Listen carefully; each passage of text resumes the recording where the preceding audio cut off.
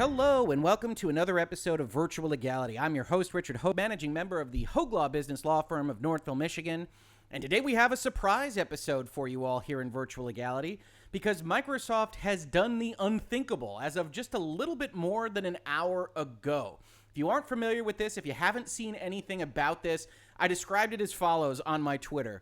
This is an absolute catastrophe for Microsoft. Hard to overstate this one, and I referenced Halo and Halo Infinite. Because if you haven't been following Microsoft's marketing or haven't been paying attention to the showcases that they have done, Halo Infinite was to be their primary launch title for their Xbox Series X, and now what we believe to know is the Xbox Series S Lockhart project, releasing some point this holiday season to go against the PlayStation 5 and to inaugurate in the next generation of consoles from the Microsoft side of things. During that showcase in late July, I explained in a video that you can see on your screen right now that Microsoft had completely screwed up a lot of their messaging. It was unclear what was going to be available on only the Xbox Series X, what was going to be also available on the Xbox One, what generations meant, what Game Pass meant across those generations, and most importantly, why somebody should invest in the Series X rather than buy an Xbox One or any other Microsoft product, because they failed to show what kind of power the Series X could put up on the screen. They kept calling it the most powerful system of all time, and they focused people on waiting for the reveal of Halo Infinite, which wound up looking like what you see in the bottom right-hand side of your screen. Now, that actual image and that individual, that grunt, in Halo Infinite wound up being a meme across all of the internet, wound up being called Craig, I believe, in certain corners. Microsoft rolled with those punches, as you might expect, but deep down, you could tell that they were unhappy with the reveal and unhappy with the reaction to what they had put forth into the public eye, which leads us to today, at which point Chris Lee, the studio head, the guy in charge of Halo Infinite, who we also talked about in terms of messaging on that video and on another video that we'll also discuss right here, has said the following. Today, I want to share an important Halo Infinite development update with the community. We have made the difficult decision to shift our release to 2021 to ensure the team has adequate time to deliver a Halo game experience that meets our vision. That's only the first paragraph, but we already have thoughts, right? One thing that it is very notable here is that they were aimed firmly, as much as a phrase of a season can be firm, at holiday 2020. And you see no accompanying phrase to 2021. It isn't spring 2021. It isn't summer. It isn't a month. It sure as heck isn't a day. They are not binding themselves to really any launch period for this title in 2021. And part of that has to be because of how the visuals of this game were absolutely eviscerated by basically all corners of the internet, including, frankly, this channel.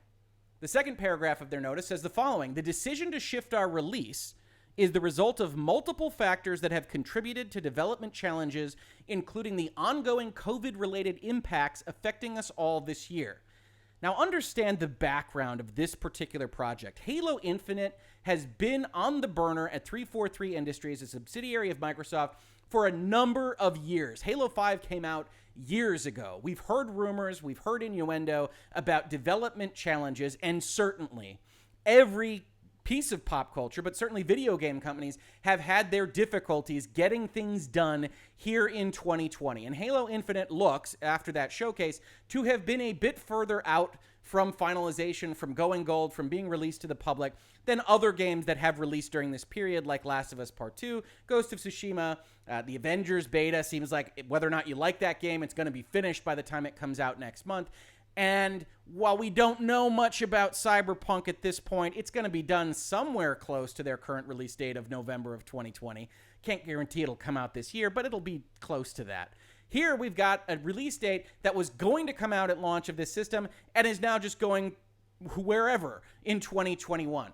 And the marketing that Xbox used for this entire thing was entirely premised on the greatness of having a Halo available at launch for the Series X. And we'll see that in some of the marketing we also look at. I want to acknowledge the hard work from our team at 343 Industries, who have remained committed to making a great game and finding solutions to development challenges. However, it is not sustainable for the well-being of our team or the overall success of the game to ship it this holiday. Now, there's a couple things I want to say here. One, we've talked in this space, in Virtual Legality, about how important it is to avoid crunch, how good management practices can get you out of crunch, how the game industry in general has to mature on these scores, and that all the articles and commentary you see about how unsustainable game development practices are that rely on this crunch period, they're all accurate, they're all true. But we also said something else, that regardless of how you feel about that prior statement, that crunch is bad, people need to live sustainable lives, etc., that well-being, that making sure people are healthy and safe and happy is a crutch that management, and poor management specifically, will now use in virtually every press release to explain a delay. Hey, we could have made them crunch, but we know you don't want to, so we're just going to delay it out to whenever.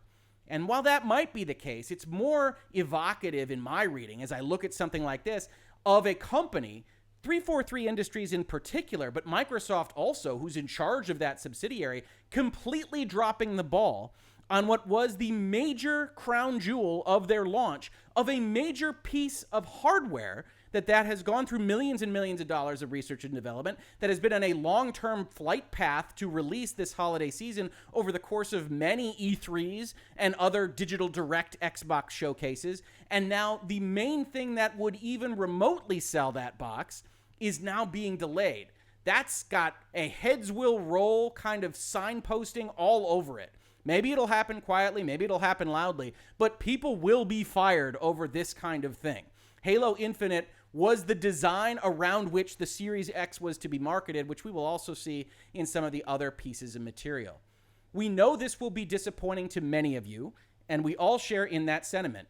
The passion and support the community has shown over the years has been incredible and inspiring. We wanted nothing more than to play our game with the community this holiday. The extra time will let us finish the critical work necessary to deliver the most ambitious Halo game ever at the quality we know our fans expect. Thank you for your support and understanding. I have no doubt that plenty of people are going to be disappointed about this. I was very excited for this reveal when they put the little animated launch box up just before the showcase. I thought, oh, they're really going to hit this one out of the park. And I was very saddened internally to not be as excited as I wanted to be when they made that reveal in late July. So there are plenty of people that are disappointed both then and now. Certainly plenty of people disappointed both in public relations and marketing and the boardrooms of Microsoft and Microsoft's Xbox gaming division. But I think at the end of the day, this was probably a necessary step. And it's a catastrophe for Microsoft, but I am glad to see them not just drive that car right off the cliff and release it anyway, hell or high water, because they needed a Halo game at launch, which in all honesty, 2013 version of Microsoft probably would have done. Screw it. Just release the thing. We need Halo at launch. That's what we've been marketing off of. If you don't believe me that they've been marketing off of it, you can go look at the Xbox Newswire website, and I'm very thankful that they put all of their press releases basically in chronological order so that you can check on all these things. Sony really doesn't do the same thing, and you can see all the references to how they were planning on selling the Series X. This is as of June, so just a couple of months ago. Xbox Series X is now in the hands of our 15 Xbox Game Studios teams and the biggest names from our network of game development and publishing studios worldwide, ensuring Xbox Series X will power a new generation of blockbuster games like Halo Infinite. No other references, Halo Infinite. And you see that throughout this entire press release. You see references, all of our exclusive Xbox Game Studios titles that are optimized for Xbox Series X, including Halo Infinite, are committed to using smart delivery too. You sell your smart delivery process on Halo Infinite. You sell the power of your system on Halo Infinite. We can't wait to show you more Halo Infinite in July. Xbox Series X and Game Pass. More than 100 games led by Halo Infinite. This was their marketing. This was the way they were selling the entirety of their ecosystem. It cannot be overstated how important this delay is to the Microsoft marketing plan in the year 2020. And if you're familiar with Virtual Legality, you know we don't hyperbolize in this space. If you're new here, we aren't trying to get you all riled up. We aren't saying every single story that you might see pass by you on IGN or Kotaku or wherever you read is as important as those outlets might otherwise suggest. This is one of those times where this is a very significant moment. It's a very significant decision by Microsoft and a very significant mismanagement of what their product is to be and how they're going to even sell this thing. We saw in July 16th, 1 week before this showcase, Master Chief is at the top of the Future of Gaming blog post from Phil Spencer, the head of Xbox. You see references to Halo throughout this thing, just like you saw in their overall description of the Series X. And you see at the end of this, we hope you'll join us next week for that showcase for the first look at the Halo Infinite campaign. Oh, and more. Yeah, we've got a whole showcase, but we want you to see that Halo Infinite campaign. And then the internet laughed. And more to the point, as we said in a video that followed up that one, Microsoft saw that the internet laughed. And they changed their marketing and messaging almost immediately. It might have been at this point, this video came out, I believe, on the Monday after that showcase, where Microsoft decided, or at least metabolized the possibility, that Halo Infinite would not be launching with their Series X product. You see a couple of the headlines up here, but you wind up seeing Phil Spencer and Xbox's representatives go out and say, well, it's not about power in the Series X. It's really about the Game Pass and how great that is. We're no longer defined by technology. It's not that important. And a lot of people came into the comments to my videos, came into my social media and said, you're reading that wrong, Rick. And I understand how Microsoft means for this to be read. We don't care about technology because it's the design that will now flourish, because we are not limited by technology because our box is so powerful. But instead, their actual messaging after that showcase through Monday and beyond, and certainly now today, has been to say, well, you want this Xbox because it's a great entry point into our ecosystem. Look at all these backward compatible titles you can play on our new Xbox Series X. Hey, you can play Netflix on our Xbox Series X. You got all of this stuff that we're going to give you. This is a box you want under your TV.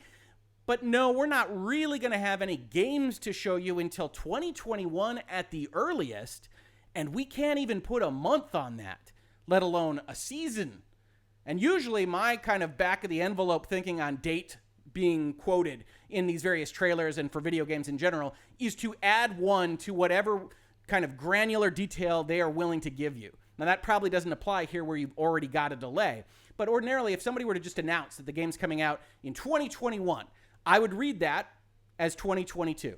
If they were to say spring of 2021, I would assume it's fall of 2021. If they say a date, I assume it's the next month. And you start to get used to the cadence of these video game kind of dates being realized. The fact that they aren't willing to put a specific date on their release, or even a month or season, is suggestive of a game that has been reviewed internally by Microsoft and not only found wanting, but found so wanting that they feel that it would do damage to the brand of Halo, as well as damage to the Xbox brand on the whole, were they to release it at launch of the Series X. So don't be snowed by this language about well-being. I'm very happy that the people at 343 Industries don't have to crunch, or shouldn't have to crunch after a statement like this is probably more accurate. They probably will still crunch. That they are being treated for their well-being and that all the right noises are being made by the Microsofts and the studio heads of the world. But make no mistake, if they could crunch this bad boy and get it out by launch, it is so important